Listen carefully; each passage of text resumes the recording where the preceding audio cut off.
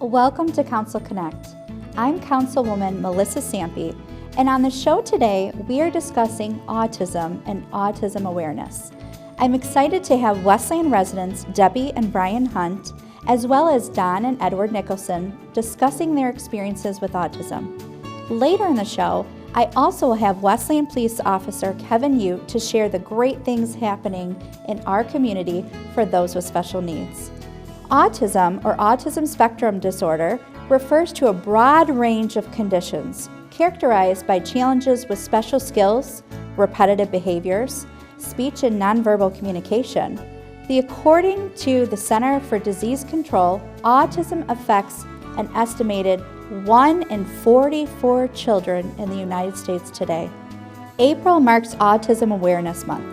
Not only in the city of Westland, but across the country, there are hundreds of thousands of landmarks, buildings, homes, and communities who will come together to light it up blue in recognition of people with autism and those who love and support them. I hope you will stick around to learn more about autism, autism resources, and some personal experiences.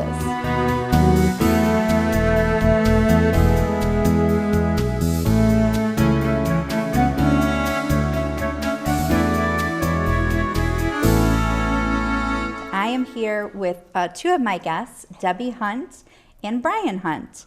Thank you for being here. Just to give a little background, Debbie is a 25-year special needs paraprofessional working with both kids through adults.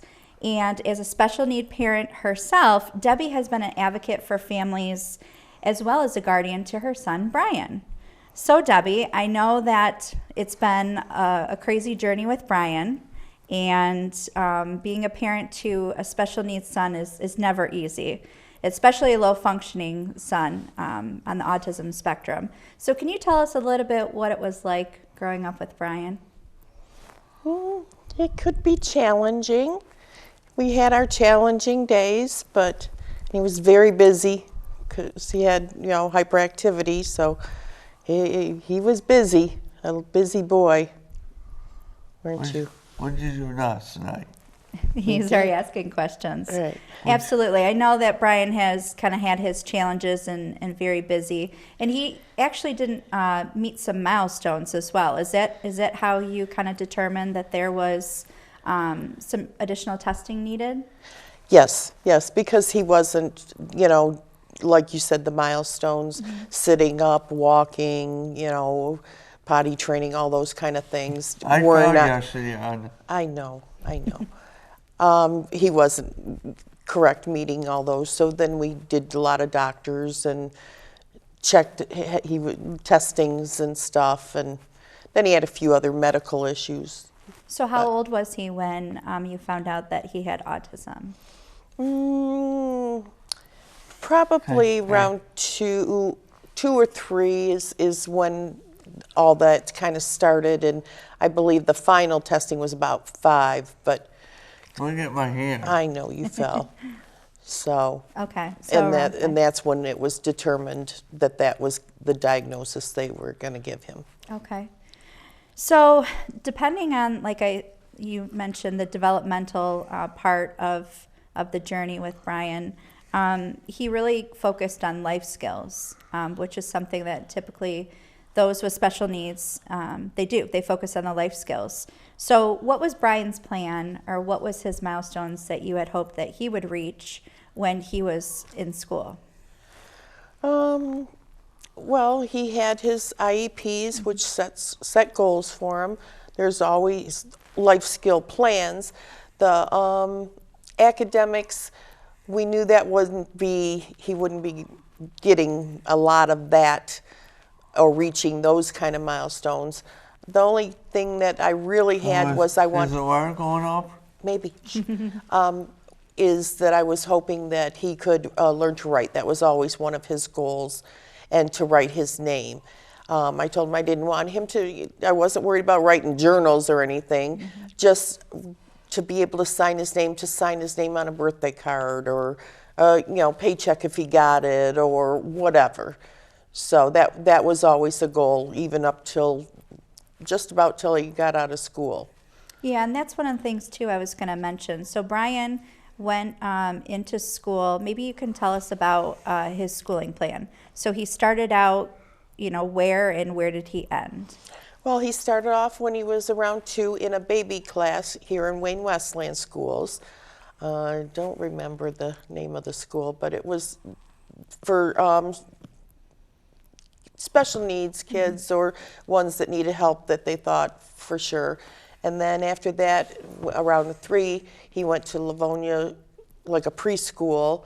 And then at 5, he went to, it was determined, that's when we got the definite diagnosis, that's when he went to Berger School in Garden City for the autistic. All right. So, so I know Brian lives in a group home. Maybe you can tell us a little bit more about your decision to put him somewhere that he can thrive with people that are similar to him. So maybe you can tell us, it's called the St. Louis Center, Home for the Developmental Disabled. So maybe talk about the journey there and, how old was he when he went? And maybe a little bit more about the journey with the St. Louis Center. Okay. Yeah, Brian, it was decided he was probably around 11. He was getting bigger and harder to handle and stuff. So, and he had no friends in the neighborhood to play with or anything. So that's kind of when it was decided that he would go there. He does enjoy the center. He loves it. He has friends. He constantly wants to, when he's home. I fell yesterday. I know. Then when he always wants to go back, even when he's home. But we do see him. He comes home every other weekend, every holiday. So I go home for Easter. Yes, and will come home for Easter, and you're home for Christmas time. And then he has, beginning of the summer, a week break, and at the end of the summer, a week break, besides all the holidays and every other weekend.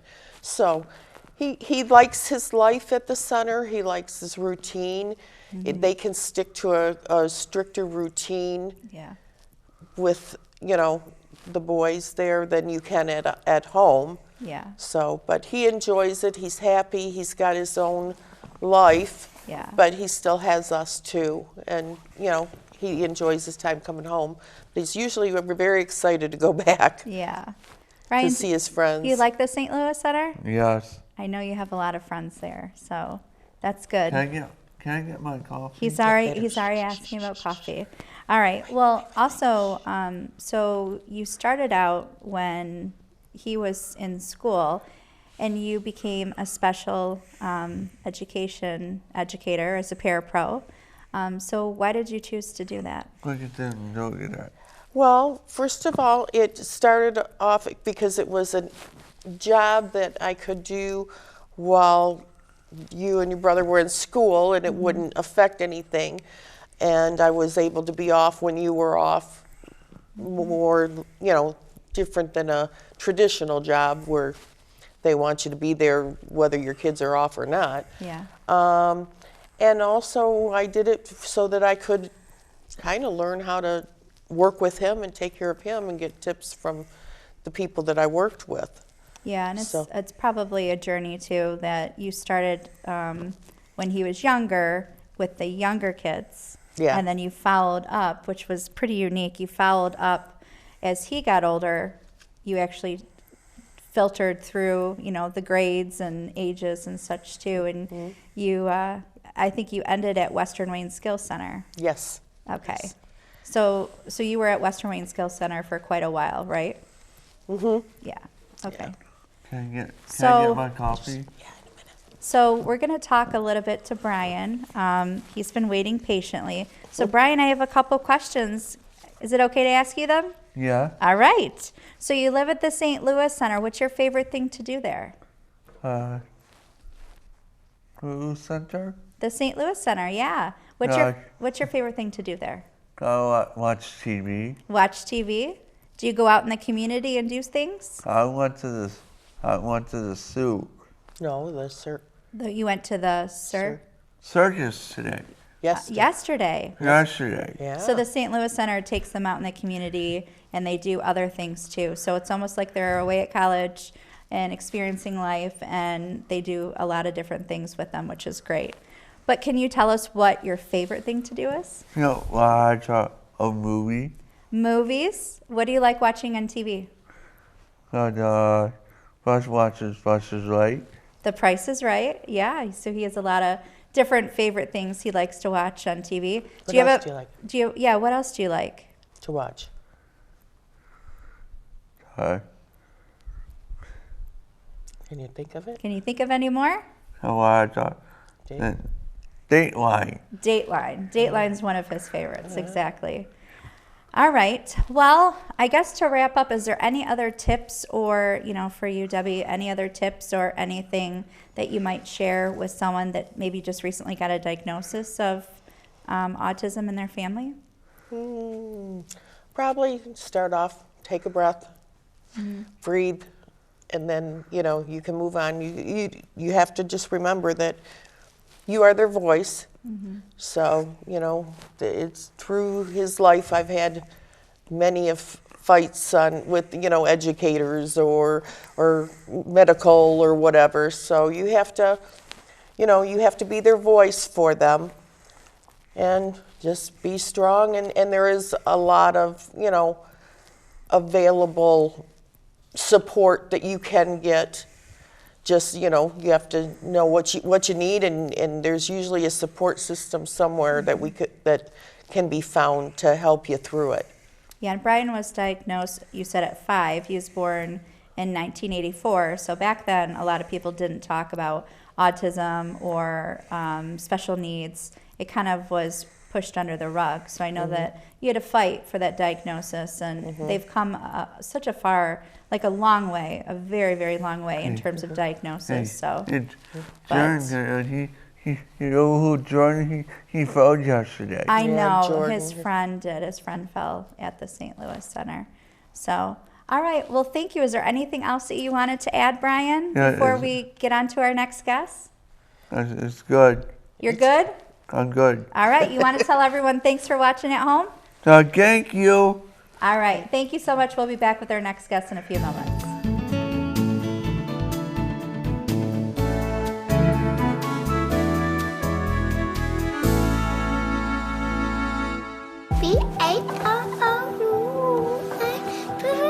When it comes to autism, finding the right words can be tough. Finding understanding doesn't have to be. Say hi, Mom. Hi, Mom. Hi, Mama. Julian, I love you. Love you too. I close my eyes and I can see the world that's waiting for me. You're so happy. Together, we can create a kinder, more inclusive world for the millions of people on the autism spectrum. You. Silly. What if it's too hard? I'm gonna push through. What if it's too tough? I'm gonna push through. I am strong. You have been accepted to Kutztown University. But it feels like home.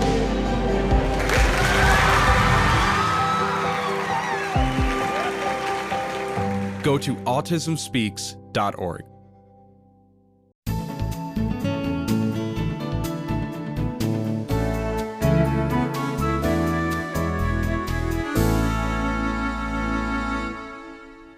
Well, welcome back. I'm here with 2 more guests, with Don and Edward Nicholson. Just to give a little background about you, Don, so you've been very active in the autism community for many years. I know you've done car shows, rallying in Lansing to keep Berger open, actually, with our last guest, Debbie. You're on the board of the Community Living Services. Friends of Community Living Services. Friends of Community. And it's one of the largest nonprofit agencies in Michigan, supporting individuals with physical, intellectual, and developmental disabilities of all ages. Correct. And then I know you're an advisor, right, for STEP Advisory Group? Yes. Okay. And that's a nonprofit supporting individuals with job placement, training, and service coordination. They do job training, life skills, a little bit of everything.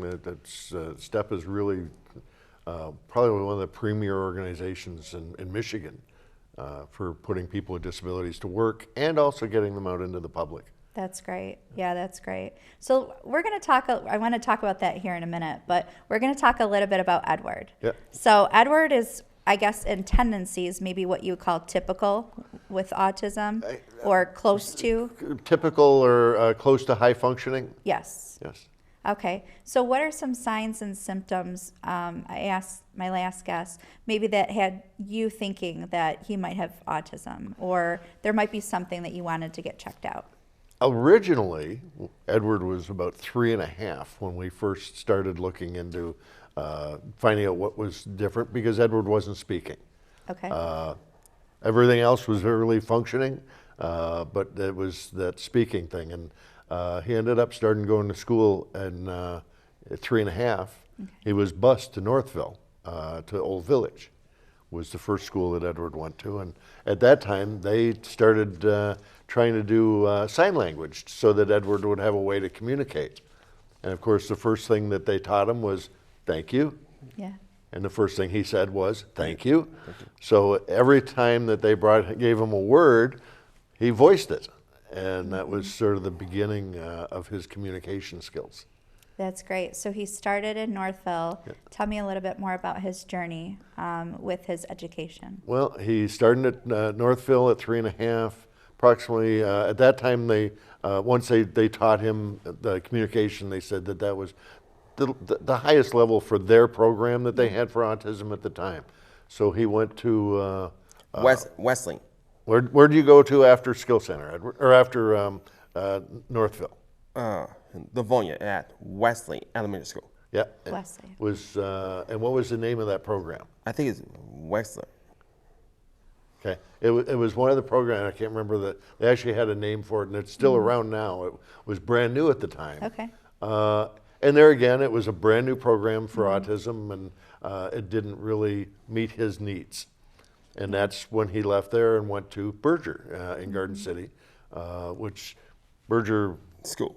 Yeah, when did you start at Berger, Edward? Back to 1987, actually. In 1987. Edward has a memory for names, numbers, and times. You know, he does really well with that. And Berger, as you've said earlier, that that was at the time when the state was trying to push a lot of people with disabilities for inclusion.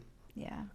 Which inclusion in some ways is a great program, but in other ways is a big failure to a lot of citizens. Yeah. Edward would have been, we did try to do a little bit of inclusion with a lot of different things, and it failed.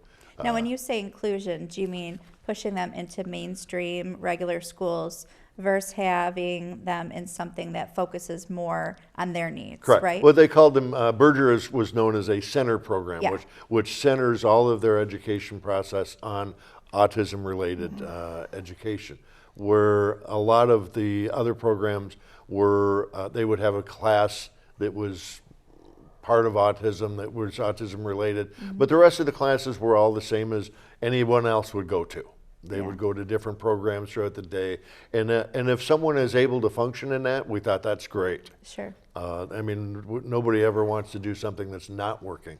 So we ended up having to go to Lansing. Debbie and I were both there, and we talked to our legislators and explained to them the differences, because what they were hearing was from the side that wanted to have everyone included. We all want to have 100% inclusion. Yeah. Edward has been with me at every kind of event that you can think of. He has sat at the table with the governor, with mayors, with city council, with all levels of government. He's met a lot of very influential people, and he just has a great time. You know, we've never not included Edward into doing anything. And I think that's an important thing to mention too, is, you know, having a special needs child, including them in your everyday life, is so important, and it's almost making them feel that they're part of society rather than keeping them at home or, you know, not allowing them to go out and experience life. So. Edward lives with us. Yes. He has his own room, his own bathroom, and he does his own maintenance. That's great. Yeah, it's a kind of makeover, actually. Yeah, he does. You had a makeover, a bathroom makeover? Well, what are you trying to decorate your room as? It's some kind of a secret bat cave. Oh, okay. That's great. Edward is a big superhero fan. Okay. I remember when I was 3.5 years old, I was playing Superpower Collection action figures. Superpower collector. Yes. Yeah. So you've always been into okay, yeah. Oh, yes. And that's one thing too, is those that have autism, I think that they're fixated on certain things. Absolutely. And it's repetitive behavior. Yep. So maybe you can tell me a little bit more. Maybe you did talk a little bit about it, but what is that for Edward in terms of things that he really likes and wants to do all the time? Well, he loves a schedule. And Yeah. as you know, we talked about doing this show Yeah. a week ago. Yeah. And you and I have both been getting reminders daily Yeah. telling us, Every day. that this is going to happen today. Yes. And that's the same thing with everything else. Mm-hmm. I get a reminder, and Edward tells me when my birthday is coming up. Yeah. And he tells me when anything is planned, what's going on when it is. So, what are we doing next week? Next week? What's going on next week? What's going on next week? Next week, my dad's Metropolis. Well, we're not doing that yet. No, But what's next week? your birthday? Yeah, my birthday's next week. So Yeah. I've been reminded about my own birthday. And Every so day. is my other niece's birthday's coming up. Yeah, your other niece's birthday is when? Next Friday. Yeah. And one thing I find so interesting, like you said, is his memory. Every person that may have special needs has what I always joke is a special talent. Yep. His memory is incredible. I mean, you can ask him a day, and he can tell you. I mean, years ago, he could tell you what day of the week is. So He told me the other day what day my birthday was on last year. yeah, And I mean, I have a hard time remembering the date itself, but Yeah. if you ask him something about about a Batman movie, Uh-huh. and doesn't matter which one or the black and white days Yep. or whatever, he knows the best boy, the grip, the director Of everything, yeah. And he has his smile, I loved it. He just was like, I know. Yes, I do. Yeah, I love it. Well, we've been working in the community for so many years. Yeah. And it's just been phenomenal. It's nice to see some of the things that we started that are still going on. Yeah. Yeah, and tell us a little bit about that. That's actually one of the things I wanted to ask you about. So you've been, like you said, a huge advocate in the autism community. So what types of things have you been doing? You can talk a little bit more about that if you wouldn't. Well, I work personally with multiple organizations, and we give them opportunities to make money at some of our events. We bring volunteers in for the Heinz Drive Car Cruise, Yep. and we pay their organization an hourly wage. Very similar to the way Mayor Wild started Blues, Brews, and Barbecues with paying back to the community. That's where we got the idea from. Yeah, that was a pretty good food that I got. Yeah, you love the food at Oh, Blues, you like Brews. the food? Yeah. And I got drinks. Yeah. They had drinks too. So, Yeah, food and drink. Yeah. So there's those kind of things that we do. We originally started with the PTO back at Berger. Yep. Started the Berger Car Show, which is now still run by their PTO. Yep. Back It's in- called Autos for Autism. Autos. Yeah, back in 1993, actually. 93. That's when they first started, right? Yep. Yeah. It was 93, so we started with 48 cars, and now that show is up over 400 cars. That's incredible too, yeah. and it raises money for Berger For Berger's program. for the program. Yeah, that's awesome. They also have the Lyman Golf outing that raises money for Berger as well. So they have some great additional funding in there. And we do, I also work with STEP. We do a car show for STEP. And we do a free drive-in movie for all of the, anybody in the community that wants to Yeah. come out for it. So it's not just limited to people from STEP or receiving services from STEP. It's open to the public. And they have, like this year, we're going to be adding, they have a cooking program. Oh wow. And they're going to be the caterers and the food service people for the event. So when you buy your hot dog, the money goes back into that program. That's great. We're always looking at different ways of trying to help the community support itself. And that's what's really important with, I believe, with any of these things is that it's not just tax money. We want to look after everything that's possible, and let's put some money back into the programs, and that's where STEP has been really good with. Yeah, that's great. And they do a lot of great things. So That's great. So STEP is a resource, but can you tell us what type of resources? I asked my last guest this, maybe for a parent that just was getting that diagnosis, right? I mean, it's difficult for them to comprehend that autism diagnosis sometimes can be just really traumatic for families. They don't know where to start. So what type of resources would you like to share or provide, or even tips too, for a family that just got that diagnosis? Number one, don't blame anybody. Yeah. This is something that nobody has an idea of where it comes from or anything like that. It's a fact of life. Let's move forward. Yeah. Let's get the best for the people that we love, and for our kids, and do what we can to make life great. Yeah. Edward actually flies to Canada on his own. Yeah, and yep, that's right. All the airplanes. So he goes up. His mother lives in Canada now, and my grandmother passed away. And his grandmother passed away just before Christmas. So Edward does travel to Canada every year to visit, spend time with his mother and that. But what I'm getting at is that we want to make sure that the best is available for each individual. Yeah. And so with that, if you have a diagnosis, one, step out into the community, ask around, ask someone who knows, go to Berger School and talk to the people there, talk to the people with Detroit Mental Health, check out with STEP or Community Living Services. There's services available that are no charge to people, that don't cost anybody any money. These are the things that you need to find out that are available and utilize the services, and don't be offended for trying to get help for things, because there's no way that any one individual can do it all. And that's what's important, is that utilize the services, talk to people. As I mentioned, I've been on the board for Friends of CLS, going on 20 years now. And what we do there is we look after funding programs that are not, they're missed by everything else. Right. That are maybe go above and beyond. Let's say some people with autism want to open up what they call a micro enterprise, which is a small business that they can make things and go out and sell at like farmers markets or different types of things like that, outdoor festivals. And we'll help fund them to get them going. And one of the things that we started doing was teaching the person to do a business plan. Yeah, that's great. To make their micro enterprise just like any other normal business that's out there, and show them, that, hey, I got the money to buy all the products. Now I sold them, but I spent it all on something else. So we teach them that it has to be something that when they sell something, that they have to put it back into the business. And it's education too. I mean, that's part of, I'm assuming that was part of like the programming as well. And I asked a few questions earlier about like milestones, but I'm going to transition into that question too for Edward.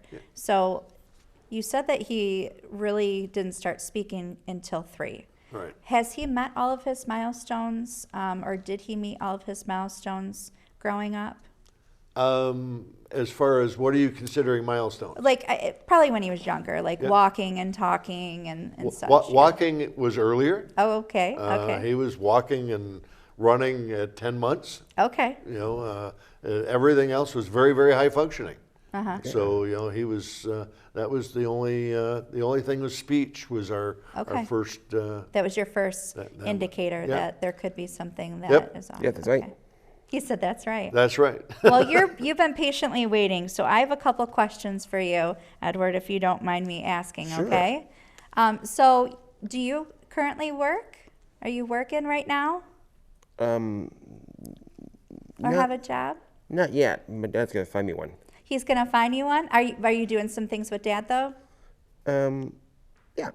But let me jump in a little bit. Sure. Is because Edward was working pre-COVID. Oh, okay. Yeah. And he had been working at the Judson Center in a retail store. They have a resale shop. Okay. And he worked there, and actually that was his first television thing.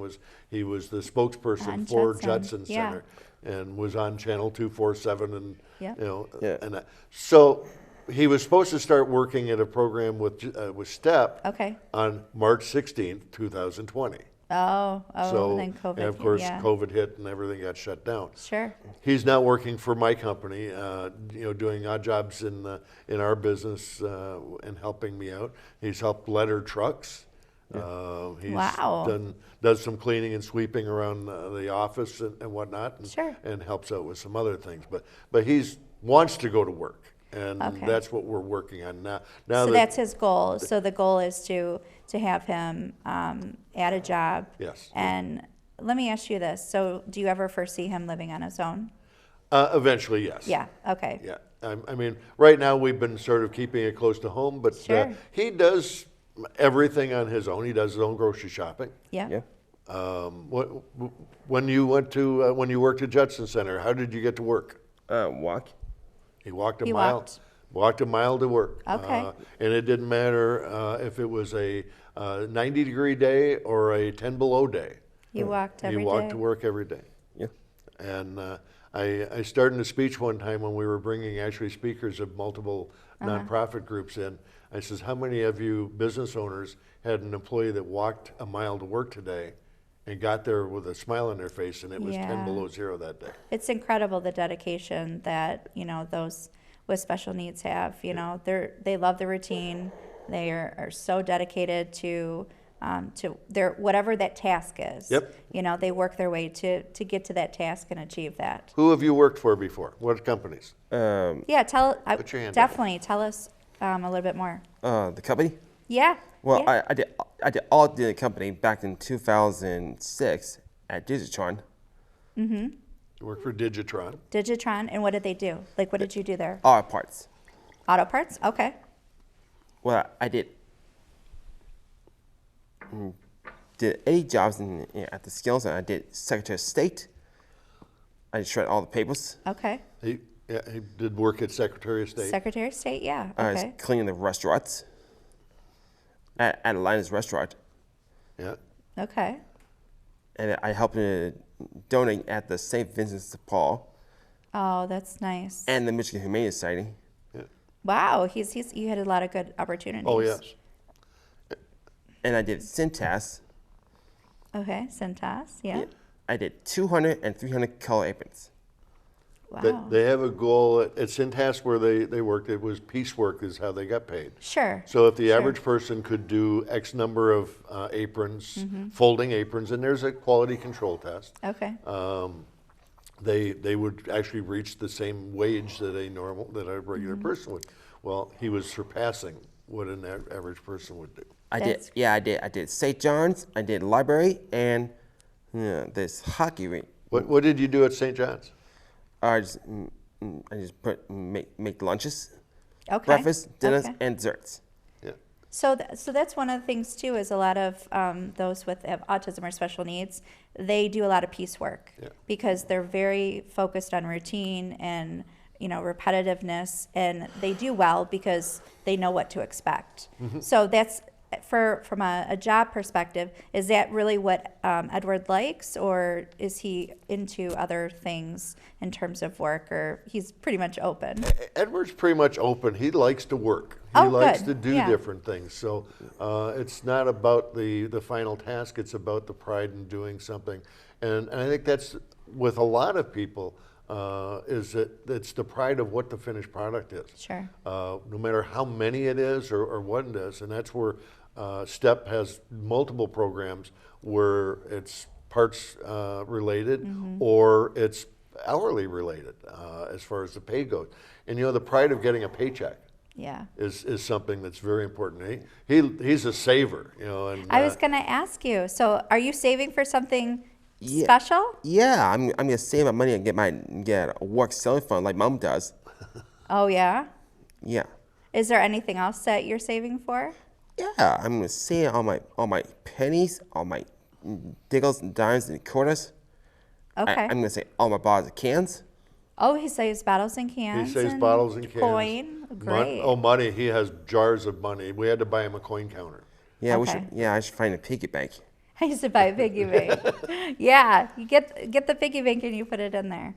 Well, I'm going to kind of wrap up with you guys. So is there anything, Edward, that you want to share with those that are watching at home or online about about you or maybe things happen in your life? This is your time to shine, so feel free to share whatever you'd like. What do you want somebody to know about you? What do you want someone to know about you? I don't know. Just be surprised. Just be surprised? Be surprised? Yeah. Say hi? Yeah. Yes. Keep smiling? Yeah. Yes. Yeah, don't be afraid to approach those with special needs because most of the time they're the kindest individuals with the best heart. And if you have a newly diagnosed, reach out to people that are out there. You know, one of the things that is always hardest is finding what services are available. So reach out and ask. Absolutely. No, none of us are afraid to answer the questions.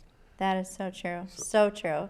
Well, thank you so much, Don and Edward, for being here today and sharing a little bit more about your experience with autism and just kind of growing up in kind of a special needs home. Thank you for giving us the opportunity to let people in the community know about what is out there. Absolutely.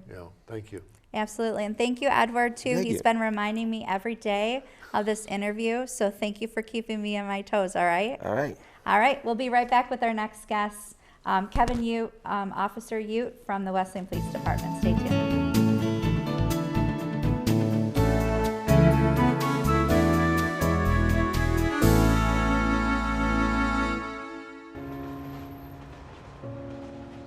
When it comes to autism, finding the right words can be tough.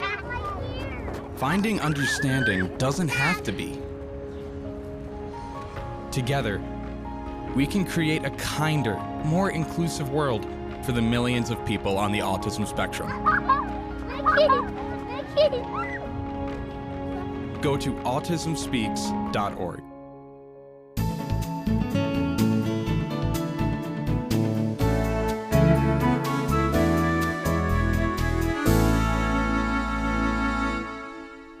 Well, welcome back. We're continuing the autism awareness conversation. My next guest is Officer Kevin Ute of the Westland Police Department. The Westland Police Department has been focused on and really continuing to improve their work and their services for individuals with autism and special needs. So, Officer Ute, I know you guys have really done a lot with education in terms of autism in the community. Can you maybe tell our viewers and those watching online what you guys have been doing recently? Get us up to speed. Thank you, Councilwoman Sampey, for having us here today with the police department. Autism and disabilities is very near and dear to the heart of the Westland officers and administration here at the police department. With Autism Month come up in the month of April, we designed and came up with a calming bag for individuals with disabilities and autism with our police officers. Inside these bags, which are free of charge to the members, residents of the city of Westland and outside of Westland, we have several items inside these bags. We have a coloring book. We came up with, depending on a disability, earmuffs for audible. We have the groovy sunglasses. Yeah, those are really cool. Yep, different colors. We have a fidget spinner. Obviously, with autism, it gives them something to do to calm them down. Calm their nerves, Yep. We have a hacky sack. Okay. Obviously, with gripping. With the sensory, so you check that box, And then we came up with an autistic awareness sticker. And these stickers are used in a couple different ways. They can be placed on a car, allowing officers to know, maybe on a traffic stop or an accident, that there's an autistic child possibly inside the vehicle. So the officer can be prepare himself for dealing with an autistic child. Also, we came up with these also back in the late 80s and 90s, not to date myself, we used to have the fireman sticker on the windows. We can place these on the front window of their homes, letting officers know if they get dispatched to the house that there's an autistic child inside the home. And these are inside the bags. These can be picked up also separately from the bags if you choose not to take the bags. Oh, great. So the bags are wonderful, and so you said they're free of charge. They are free of charge, yes ma'am. So if someone wanted one of these bags, I'm assuming that they can come to the police station. Where do you pick them up? Good question. We have a location at the police department at the Okay. front desk. Just they can walk in and notify the officer at the desk. They're here for a calming bag. They also have them at the front desk here at City Hall behind the security desk. So if you talk to one of the security officers, they can get you one of the bags. And above that, with the police department, if there is somebody that can't make it to one of these locations, they can contact me. My name's Officer Ute, and I will return your call, and I can get the bag driven out to your house by one of our fine officers to make sure we can get that bag to the people that need it. That's awesome. Yeah, this is really wonderful that you're doing this for the residents. Is it only for Westland residents, or can anyone request a bag? Yeah, it's for the Westland residents, but we have gone outside of Westland now. Okay.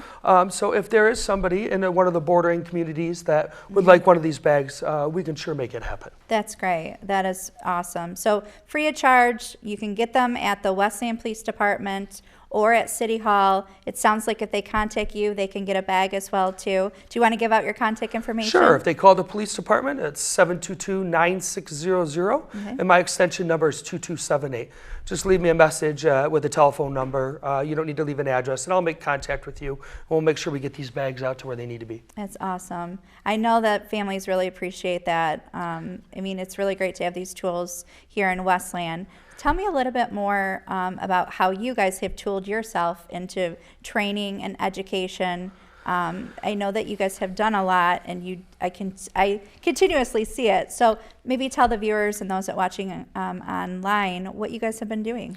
Yeah, I mean, this is near to my heart. My wife is a school teacher, so she deals with this in the middle school with children with disabilities. So it takes a very special person and a lot of patience. So it's near and dear to my heart as well. As I'm a part of the ADA board or Disabilities Commission, I sit on that board with Ray, and it's a board to make sure everybody's voice is heard. Okay. We deal with complaints within the city regarding parking lot issues, handicap accessibility issues, and we deal with complaints regarding that. Okay. As far as ADA, I have taken multiple courses online through the ADA Commission. Due to COVID, they weren't doing a lot of in-person courses, but I am going to be attending a law enforcement ADA approved course here in the near future when it comes near Michigan. So are you considered like the expert then here in the city? Yeah, Okay. well, with law enforcement, I mean, we just because we're a police department, we still do have ADA requirements regarding our building and the way our building is constructed, with making sure that people with disabilities have access to what is needed, even if they're in our care, or obviously the access to the building. All right, I love that. So I know you mentioned a little bit more about the Disabilities Concern Committee. There are vacancies as well too. That is currently. correct. So There are 2 vacancies. 2 vacancies. So tell the viewers a little bit more about what you guys do. I know you said you look at different things throughout the city. What do you guys discuss? And it is very unique that Westland has this. So tell us a little bit more about maybe your goals or your mission for that committee. Yeah, that committee is obviously has very passionate members. A lot of directors come in, city council men and women come in and hear about the situations we have going on in the city of Westland with new construction, old construction, events that Westland's going to be having. For instance, making sure that there are handicap accessible porta-johns at these events. Yeah. With the Tot Town and the new upcoming renovation of the water park, making sure it's still handicap accessible. We do have some older play structures in the city of Westland. We're working on making sure that they're accessible for handicap or people with disability to access those play structures. That's great. We've a variety of handicap parking spots, we discussed that. A variety of complaints from the police department, from the fire department side, from the Parks and Rec side, various different complaints we get throughout the city. That's great. So I know that you guys have been doing a lot of awareness campaigns for autism too. What other things have you guys done in the community, like whether an event? I know that you guys have hosted some events that's very specific for those with special needs. Maybe you can talk a little bit more and tell us what you guys have planned. Yeah, that is a very good point, Councilwoman. Last year we did have or 2 years ago, we did have a Touch a Truck event at Westland at the police department. Yep. We're looking to have it again coming up this summer, hopefully. That's great. With COVID concerns, with the special needs. Obviously, it raised a concern with COVID, so we unfortunately have not done it the last 2 years. But we are going to hopefully plan it this year with Association of the Wayne Westland Community Schools as our outreach program. For this. There are 2 different levels usually we do. We usually do a visual and audible low sensory level where we have the police cars and motorcycles without the lights and sirens on, depending on the disability. And then in the afternoon we take it up a notch and we let the people without those disabilities be able to come and turn the lights on and see the SWAT officers, the canine. Everybody loves the dogs, and go get a kind of a tour of our police department.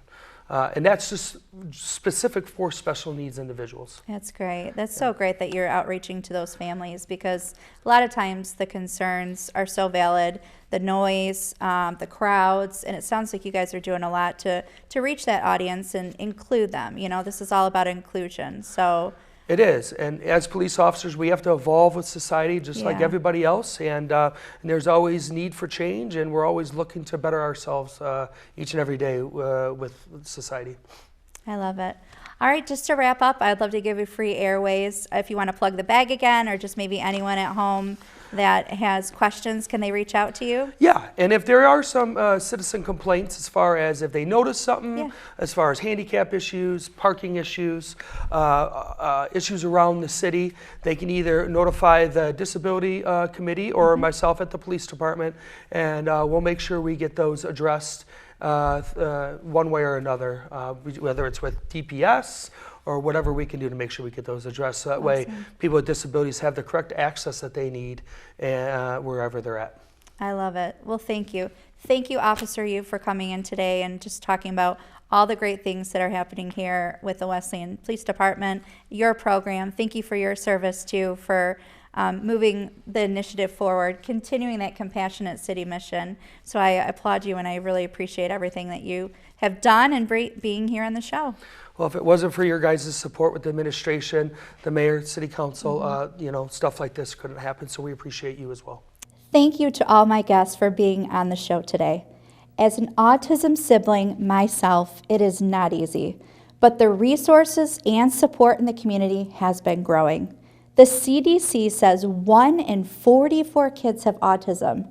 New data indicates that an increasing number of American children have autism. Nearly everyone knows someone affected by this condition. I hope that you will join the residents in the city of Westland in lighting the city blue. Throughout the month of April, I'll be sharing additional resources on my personal Facebook page, Councilwoman Melissa Sampey. For one of our free autism care kits, you can stop by the Westland Police Department or Westland City Hall. Thank you again for watching. Until next time, be kind to one another.